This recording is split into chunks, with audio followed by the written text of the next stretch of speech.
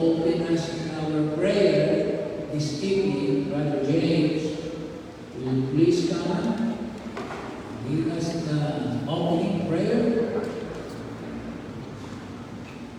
Amen. Dear Heavenly Father, Lord, we want to thank you.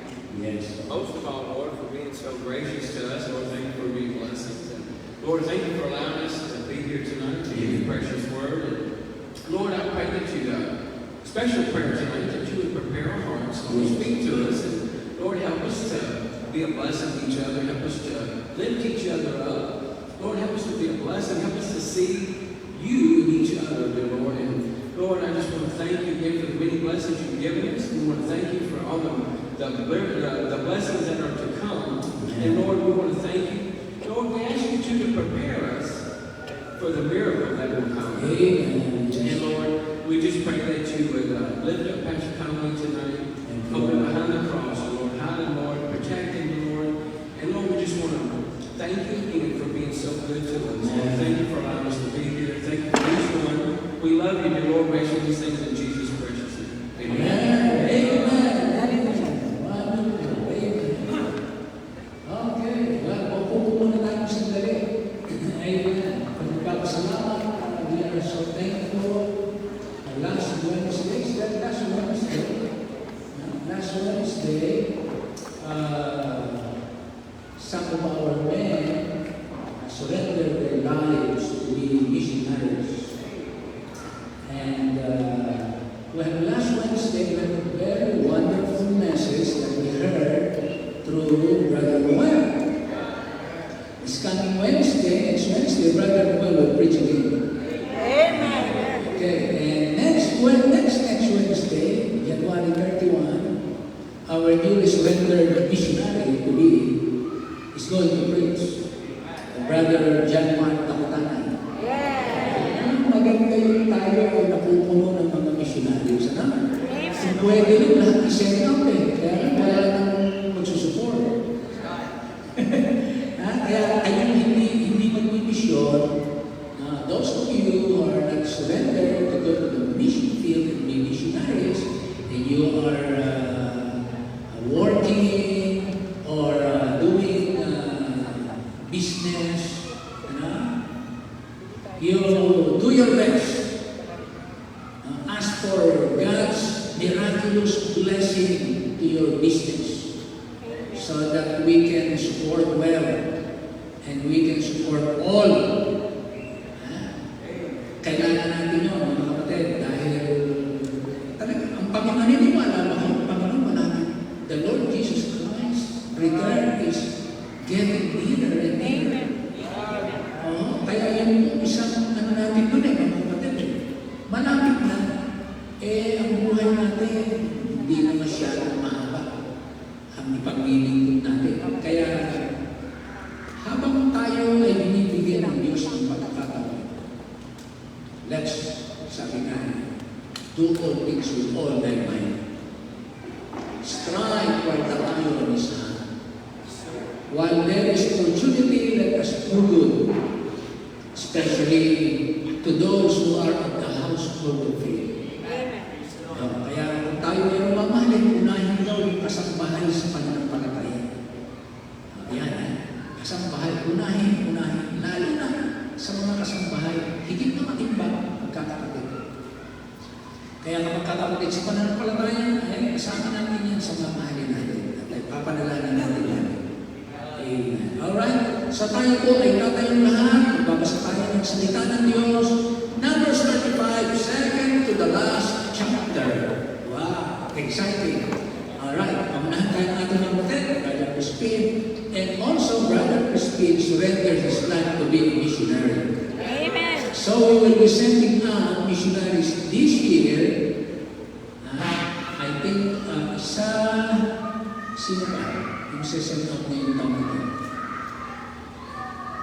Ano ikaw gusto mo? Sino ito na lang? Amen. Pero meron tayong isa. Parang dalawa kayo eh. Si John Mark nag-surrender, hindi pa natin sesend out yan. Magpapakot pa yan. Maghahanda sa kanya siya. Kaya pray natin. Yung may mga kababaihan na naghahanda, may mga ladies tayo na naghahanda to be missionaries and helper of missionaries. May mga ladies tayo naghahanda. Magkano lang tayo. Kayo, basta hindi kayo magbimisyon, hindi naman masama na hindi magpunta sa misyon. Huwag lang maging konsumisyon. Okay lang sila nag-mission. Huwag lang maging konsumisyon. Pero lahat tayo, magkakatuwang tayo. Mayroong humahayo, may nananalangin, at saka may sumusuporta. Ito, may mission din ito. Kaya, natapaligiran tayo ng mga missionaries today. Kaya there are few men and few ladies that are ready and prepared to go to the mission field. Kaya huwag niyo mapabayaan ng Wednesday. Tapos, mga kapatid, ang pagiging mapanalangin, araw-araw. Yung prayer life natin, hindi lang pag Wednesday. Kaya, mas mabuti na tayo prayerful every day. Don't just be tied with the routine or with the tradition that every Wednesday night is what we call prayer meeting. Every day we can pray. A prayerful man and a prayerful woman is not only praying during Wednesday night. We are praying moment by moment. Mayroon tinatawag tayo ng instant prayer. Instant. Kaya let's be prayerful. Ang Diyos naman ay tumutulong sa ating mga panalangin. Okay, basahin ko natin ang Book of Numbers 35, 1 to 34. Amen po. Magandang gabi po sa ating lahat. Let us read the Book of Numbers, chapter 35, verse 1 to 34. Basahin po natin ito ng salita at sabay-sabay po tayo sa verse 34. Verse 1, At sinilita ng Panginoon kay Moises sa mga kakatagan ng Moab sa tabi ng Jordan sa Jericho na sinasabi, Iutos mo sa mga anak ng Israel na kanilang bigyan ng pagbibigay sa mga kanilang pag-aari ng mga bayan ng pagkahanan para ang pastulan sa likod ng mga bayan ito ay ibigay nila sa mga ito. At mapapasa kanila ang mga bayan upang tahanan at ang kanilang mga pastulan ay sa kanilang mga kawal at sa kanilang mga pag-aari at sa lahat nilang mga hayop. At ang mga pastulan sa mga bayan na ninyong ibibigay sa mga kita ay isang libong siko sa kalikod mula sa tuta ng bayan ng iyong sa labas. At ang inyong susukatin sa labas ng bayan sa dakong silanganan ay 2,000 siko at sa dakong timugan ay 2,000 siko at sa dakong halunuran ay 2,000 siko at sa dakong hilagaan ay 2,000 siko na ang bayan ay sa gitna. Ito ang magiging sa kanila ay mga pastulan sa mga bayan.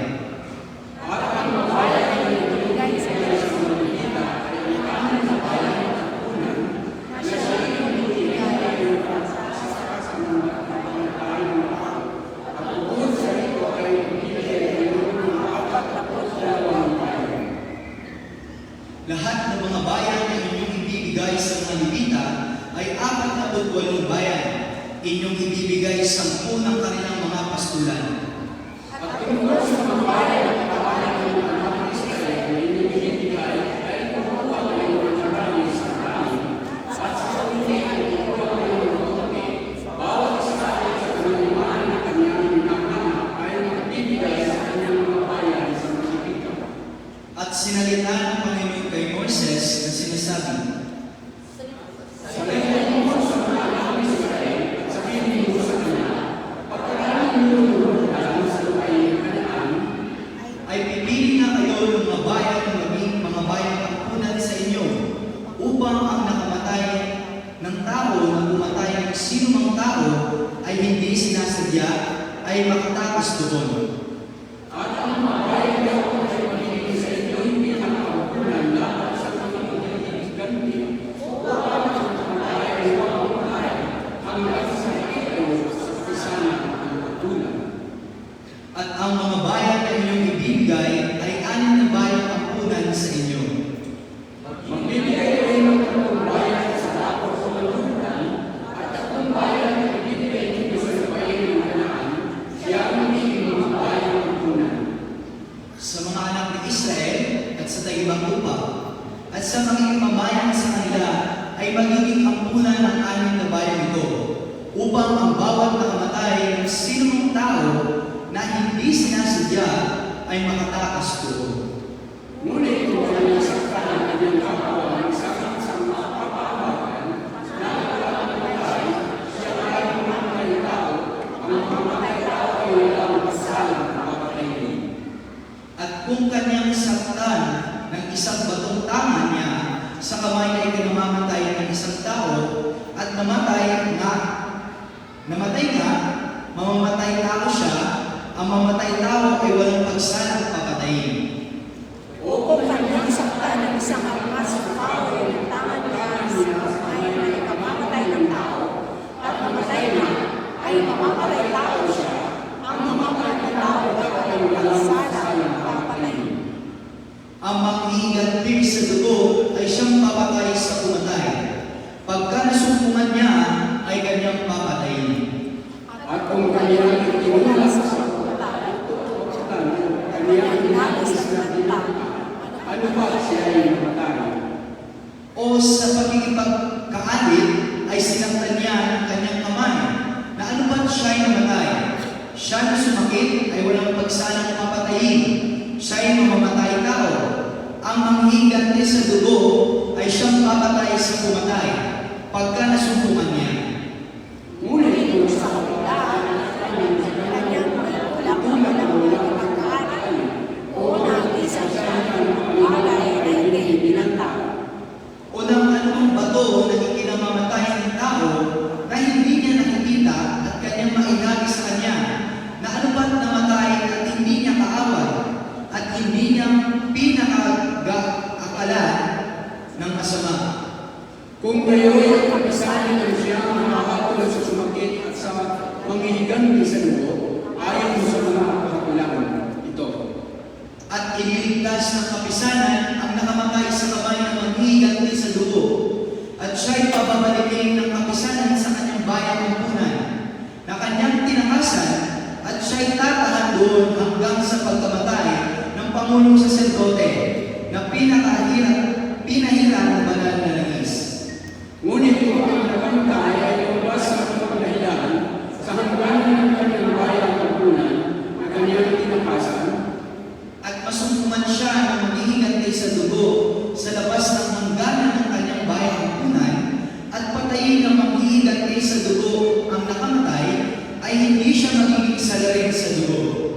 sapagkat siya ay nararapat na tumira sa kanyang bayang kampunan hanggang sa pagkamatay ng dakilang saserdote. Ngunit, pagkamatay ng dakilang saserdote ang mamatay at pababalik sa lupain ng kanyang pag-aari. At ang mga bagay na ito ay magiging isang palatuntunan sa kakulan sa inyo, sa buong panahon ng inyong mga lahi at sa lahat ng inyong mga tahanan. Sino mang pumatay sa kanino man ay papatayin ang pumatay sa totoo ng mga saksi, ngunit ang isang saksi ay hindi makapagpapatotoo laban sa kanino man tao upang patayin. Bukod sa rito, huwag kayong tatanggap ng suhol sa buhay ng pumatay na naging salarin sa pagpapatay, kundi siya'y walang pagsalang papatayin. At huwag kayong tatanggap ng suhol sa kanino mang tumbaka sa kanyang bayang ampunan upang panalihin ang manahan sa kanyang lupain hanggang sa pagkamatay ng dakilang saserdote. Kaya huwag ninyong dudulhan ang lupain ng inyong kinaroroonan, sapagkat ang dugo ay nagpaparumi ng lupain, at walang paglilinis na magagawa sa lupa dahil sa dugo na nagbubuo doon, kundi sa pamamagitan ng dugo, niyaong nagbubuo.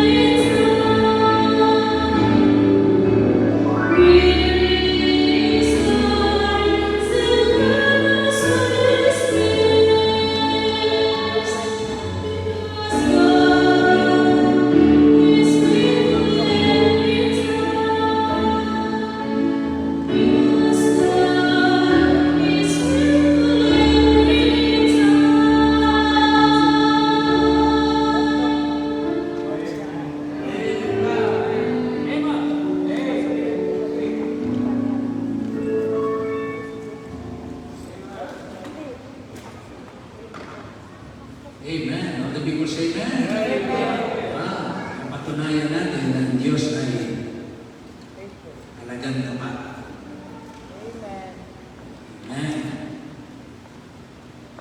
Okay. Tayo po tumayong lahat at ating pupusan natin Bible sa Romans chapter 14 verses 8 and 9. Romans 14 verses 8 and 9. The title of this message is The Lord of All the Same. 14, 8 and 9.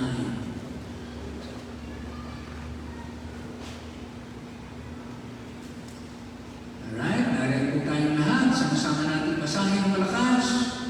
Ready? Begin. For whether we live unto the Lord. Whether we die unto the Lord. Whether we live therefore or die, we are the Lord's.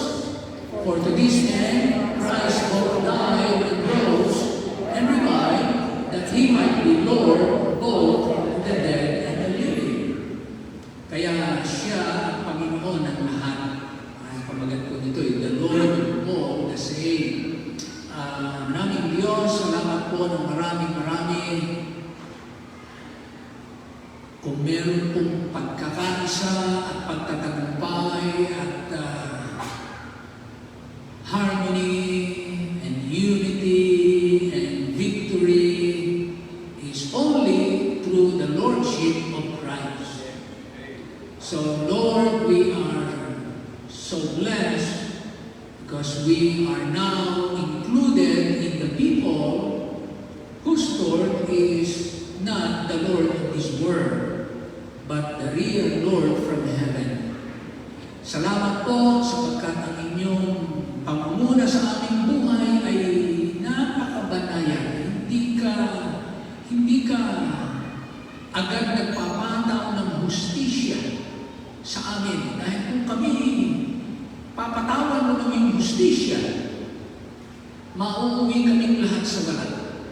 At kami kapag damay hindi nasisikatan ang araw dahil ayon sa iyong hustisya, wala nang karapat-dapat ng mabuhay pa. At lahat kami ay patutungo sa walang hanggang apoy ng kaparusahan sa impyerno. Pero salamat po, it's not that the Lord is pure love, but we know the justice of God was applied on the cross, on the Lord Jesus Christ. He took our judgment. He paid all of our sins. At dahil po noon, kami ang napalaya. Kaya naman sa amin ang pasasalamat, pagpapahalaga na kami kinahabagan mo. Kaya tulungan niyo po kami na yung pagpapahalagang yun. We value that sacrificial death for our salvation. And therefore we bow down before you with a grateful heart, willingly submitting ourselves to you. Hinihiling namin ang pamumuna mo sa aming lahat, maging mga nakakapakinig online, ikaw na po ang pagpala sa bawat sasama. Kaya ang hingin ng dalangin sa pangalan lamang ng aming Panginoong Jesus na nalagay mo sa lahat. Amen. Amen. Amen. Amen. Maraming salamat po. Makakaupo na po tayo. The Lord of all the saved. The Lord of all the saved. Naniniwala po tayo na si Jesus Christ ang maliwanag na tinutukoy po dito, and He is the Lord of all. Same with Philippians 2:9 and 10. If you are going to read Philippians 2:9 and 10, that every knee should bow, di ba?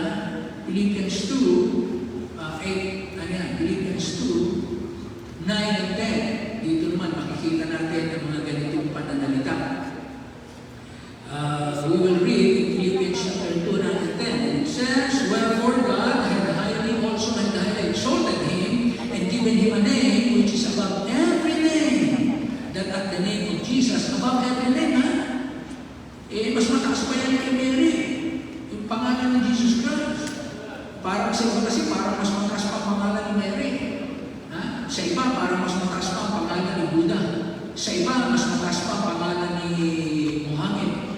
Sa iba, mas mataas pa ang ibang pangalan. Pero sa ating mga nakakilala sa katotohanan, walang mas mataas sa pangalan ng ating Panginoong Yesus. Amen. Yun ang maliwanag dito. That at the name of Jesus, every knee should bow. Amen. Things in heaven, things in earth, and things under the earth. Ibig sabihin po lahat ng created things. Only God is not created. So all the created things. And that every tongue should confess that Jesus Christ is Lord to the glory of God the Father. Same thought, same truth. Now, dito po sa sinabi ng talata natin, for this end Christ both died and rose and revived that He might be Lord both of the dead and the living. So it's very, very clear that our Lord is none other than the Lord Jesus Christ. So all of us are not above our Master.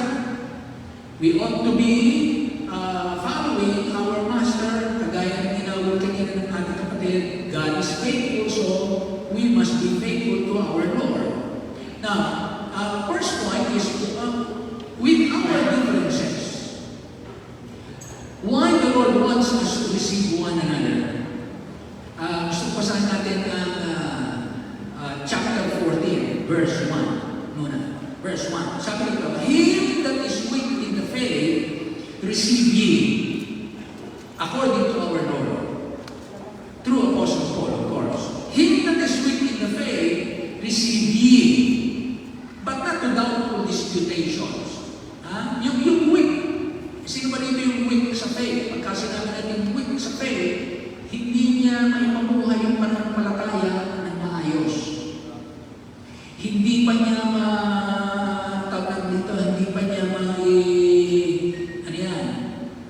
ma-process ng tama yung salita ng Diyos saka sa kanyang karanasan at saka sa mga nangyayari. Hindi niya may process ng ayos pa. Kaya itong mga Kristiyano na mahihina, sila yung mga ligtas. Mga Kristiyano, talagang born again, talagang kumilala kay Kristo tagapagligtas. Pero hindi nila mapagtugma yung salita sa kanilang lakad. Minsan natawag mo dyan mas malaki ang bibig kaysa sa kanyang paa. May mga tao mas malaki ang bibig kaysa sa paa. Bumabanggit ng katotohanan pero hindi niya maipabuhay. Ayan, gano'n na. Nagsasalita ng tama naman ang sinasabi. Pag tinignan mo lang sa buhay, hindi niya pinamumuhay. Mas malaki ang bibig nun kaysa sa kanyang paa. Gano'n na. Kaya, with our differences, kasi dito po, Him that is weak in the faith, receive ye. But not to doubtful disputations. Huwag nating pag-alinlanganan yung mga kapatid na mahihina, kundi ang sabi ng Bible, tanggapin natin. Tanggapin natin. Ay ano ba yung makikita natin dyan? Nakikita natin dyan. Una yung verse 3. Bakit? Ba't kinakailangan natin tanggapin with our differences? Kasi magkakaiba po tayo. May mga weak in the faith. Pag sinabi natin weak, iba-iba pa ng level. Tapos yung mga strong in the faith, iba-iba pa rin yung level. Different levels pa rin. Kami po yung mas malaki na sa mananampalataya. And no matter what is our level, meron babes in Christ, meron young men, tawag ng Bible, meron fathers in the faith level. So, with our differences, why the Lord wants us to receive one another? Look at verse 3. Let not him that eateth despise him that eateth not. If we cannot accept one another because we are different in other matters of the faith, the Bible says, let not him that eateth despise him that eateth not, and let not him which eateth not judge him that eateth, for God hath received him. So why? With our differences, why the Lord wants us to receive one another? Because, number one, it is God who received first. God, it is God who receives. Ang Diyos ang unang tumanggap sa ating lahat. Kung natanggap tayo ng Diyos, tapos yung tinanggap ng Diyos, hindi natin matanggap, kinukontra na natin ang Diyos na tumanggap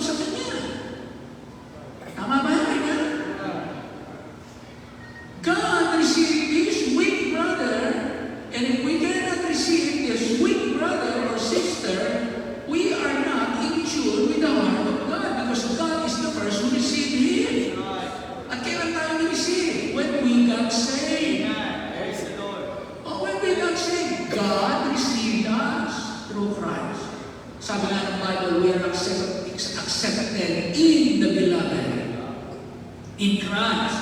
So I must accept anyone as they are like as or triplets to become brothers. We do not have to be similar in everything in order for me and for you to accept each other, because God accepted us with all our differences. Yes, sir. Oh. Kaya napakaganda po nung sinasabi ng Apostle Paul, mahihina. Yung mga mahihina, ayaw nila nito. Hindi nila matanggap. Yun namang malalakas. Okay sa atin yan. Tanggap namin yan.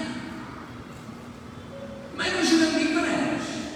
Ganon din naman yung mga, let's say, pre-trip, post-trip, mid-trip, pre-millennial, post-millennial, amillennial, election, whosoever will, magkakita. There are different views, but the Bible says still, the Lord wants us, with all our differences, the Lord wants us to receive one another. Because, for the very first reason, it is God who received first. Yun ang napakaganda po, no? So, number one, it is God who receives. Therefore, we must receive one another. Next, in verse 4, look at verse 4. Who art thou that judgest another man's servant? It was God who reserved the weak brother, although he does not have the capacity to serve the Lord well and maybe properly. But it was God who reserved this weak brother that one of these days, this brother or sister will serve him. So first, it is God who receives. Second, it is God who reserves. Siya ang nagkumukuha ng kanyang mga tagapaglingkod. Inihanda niya na kayo, mga kapatid, para paglingkuran siya, lahat tayo. Hindi naman tayo dating ganito eh. Pero inilaan na tayo ng Diyos, inireserba na tayo, nakaprepare na kayo, nakakumang na kayo sa paglilingkod. Kasi hindi naman tayo ang Panginoon para tayo paglingkuran. Tanggap ba ninyo na tayo po ay mga alipin ng Diyos para tayo maglingkod? Say amen. Yes, sir. Kaya lahat tayo, we are reserved to serve. Siya ang tumanggap, siya din ang naglaan sa atin para tayo maglingkod. Kaya kung may mga weak, kung may mga strong, lahat sila dumaan sa pagiging weak. Walang pagkaligtas sa strong agad. That's right. Amen. So those who are strong were one